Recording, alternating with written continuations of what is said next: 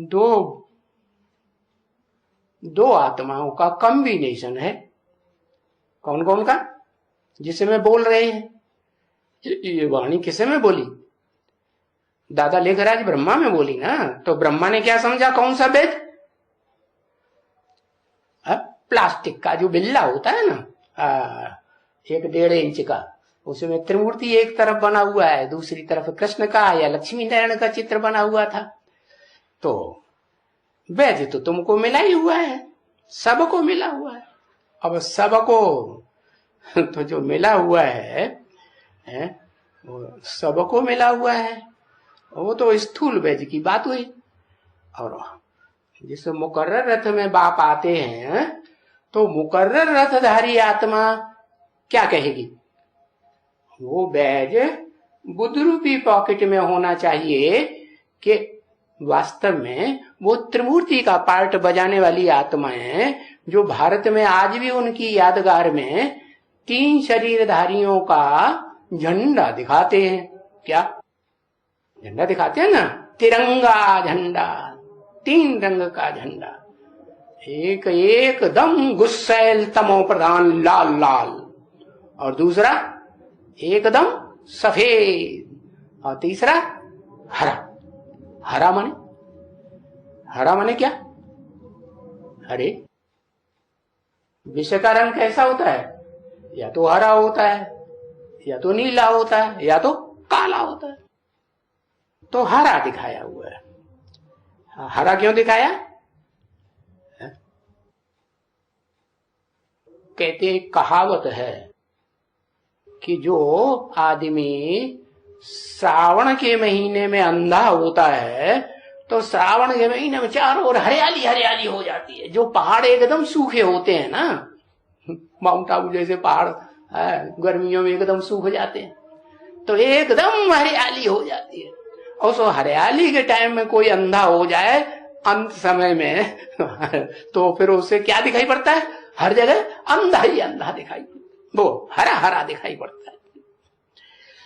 तो वो हरा कपड़ा दिखाया, ब्रह्मा का सूचक, और विष्णु का सूचक, और तीसरा तमो प्रधान पार्ट का सूचक, जो सारी दुनिया का विनाश कर देता है, तामसी दुनिया का। कि तामसी दुनिया रखनी है? नहीं रखनी, दुखदायी दुनिया है। तो बताया ये 3 मूर्ति का जो झंडा है या बिल्ला है, ये तुम्हारी बुद्धि में होना चाहिए।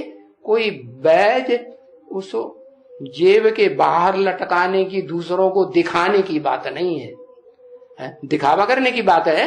दिखावा कौन करेंगे?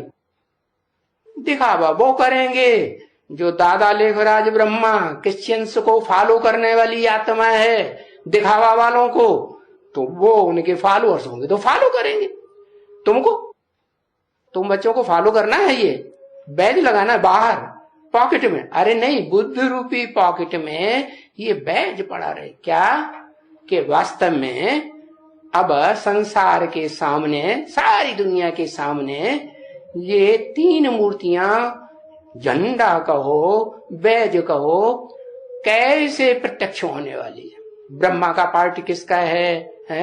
ब्रह्म माने बड़ी मां। अब उन्होंने तो 4-5 मुख दिखाई दिए ब्रह्मा के, तो 4-5 मुख में कोई एक ही परम ब्रह्म होगा ना। गीता में भी कहा मत्योनि परम महत ब्रह्म, महान ब्रह्म, महाब्रह्म, तो एक ही हुआ ना। तो बताया कि वो ब्रह्मा के रूप में जो परम ब्रह्म है, वो ब्रह्मा भी हमारी बुद्धि में क्लियर होना चाहिए। वो कौन सी आत्मा का प्रैक्टिकल में पार्ट है? वो ब्रह्मा सहनशीलता की प्रतिमूर्ति जब तक नहीं निकले तब तक क्या नहीं होगा? तब तक विजय का झंडा ऊंचा नहीं उठेगा। हाँ, तो वो बैज बुद्धि में होना चाहिए, या बताया वो त्रिमूर्ति का झंडा तुम्हारी बुद्धि में होना चाहिए। तो ये किस्म किस्म के बनाते हैं। क्या बाबा के टाइम पर वो प्लास्टिक का भी बनना शुरू हो गया था और मेटल का भी बनना शुरू हो गया था, इसलिए कहा किस्म किस्म के बनाते हैं। अच्छा भी बन रहा है। अच्छा माने क्या है? अच्छा भी बन रहा है माने ये सब खराब हुआ, माने स्थूल बन रहा है तो ये तो खराब हुआ। कैसा बनना चाहिए? बुद्धि में वो सूक्ष्म ज्ञान की धारणा होनी चाहिए कि वो तीन मूर्तियां जो प्रैक्टिकल में इस संसार में रह करके विश्व विजय करती हैं मिल करके, ऐसे नहीं ब्रह्मा अपनी अलग ढबली बजाए, विष्णु जी अपने अलग ढबली बजाए। कहते हैं भगवान को भी हमारे पास आना पड़ेगा नाक लटका के, तो वो अपनी ढपली बजाए और शंकर जी अपनी ढपली बजाए। क्या शंकर जी की ढपली जानते हैं? मुसलमानों में बहुत बजती है। वो आदम को ही मानते हैं सबसे पहले से पहला सृष्टि में। हाँ, तो मुसलमानों में देखा होगा कौन सा बाजा ज्यादा बजाते हैं? जब शादी ब्याह या कुछ भी बड़ा उत्सव होता है तो एक छोटी सी किड़बिड़िया होती है। भारत में दो तरह का नगाड़ा होता है। क्या? एक बड़ा वाला ढोल और एक होता है छोटा किड़बिड़िया। तो उन्होंने किड़बिड़िया पकड़ ली, किड़बिड़ी किड़बिड़ी किड़बिड़ी किड़बिड़ी किड़बिड़ी किड़बिड़ी किड़बिड़ी। जैसे शंकर जी है ना, वह अपनी किड़बिड़ाते रहते हैं, किड़बिड़ाते, कोई सुनता ही नहीं, कोई समझता ही नहीं। कोई समझता है?